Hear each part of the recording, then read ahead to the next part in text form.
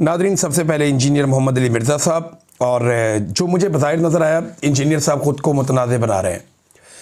यानी उन्होंने अब शाहज़ेब खानज़ादा साहब को एक इंटरव्यू दिया, इससे पहले उन्होंने इरशाद भट्टी साहब को एक इंटरव्यू दिया, इसके बीच में भी वो इंटरव्यूज़ देते रहे और वो ज़्यादातर सियासी बातें कर रहे हैं।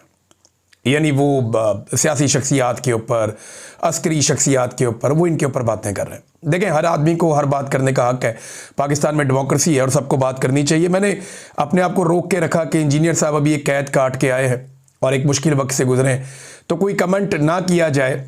लेकिन बहरहाल इंजीनियर साहब ने मजबूर किया, क्योंकि ख़बरें उनकी तरफ से आ रही हैं, तो फिर उनके ऊपर तबसरा भी करना पड़ेगा और हक़ाइक़ को भी देखना पड़ेगा। देखिए, जो उनके इंटरव्यू में टॉक ऑफ द टाउन है, वो दो चीज़ें हैं। नंबर एक तो वो इमरान खान साहब के हवाले से बात करते हैं, क्योंकि उन्हें ये शरफ़ हासिल हुआ कि वो इमरान खान के बिल्कुल करीबी किसी बैरक के अंदर मौजूद थे, जबकि समा की खबर है, उनके जर्नलिस्ट ये दावा करते नहीं, वो बहुत दूर थे। लेकिन चलें, मान लेते हैं इंजीनियर साहब अगर ये बात ठीक कर रहे हैं।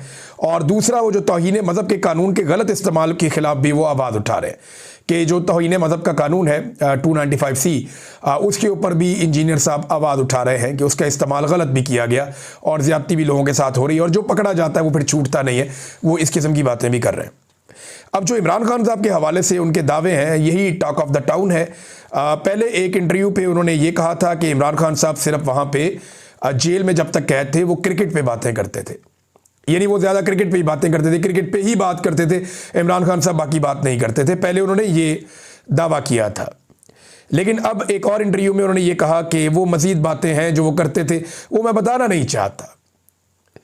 फिर उन्होंने, अब मुझे ऐसा लगता है कि आइंदा मिर्ज़ा साहब आहिस्ता आहिस्ता वो बातें बताएंगे। यानी जो बातें उनको बतानी होगी वो बातें वो बताएंगे आने वाले दिनों में। मिर्ज़ा साहब पहले उन्होंने कहा सिर्फ क्रिकेट पे बातें करते थे, अपने वहाँ पे जो था वो मुशक्क़त थी उसके साथ। अब वो ये कह रहे नहीं, वो और बातें भी करते थे, मैं नहीं बताना चाहता। तो एक तो मेंबर पे बैठ के वहाँ पे वो आप इंटरव्यूज़ देते हैं और आप बातचीत करते हैं, तो ख्याल रखना चाहिए जो स्टेटमेंट एक दफ़ा दें वही स्टेटमेंट दूसरी दफ़ा भी होनी चाहिए।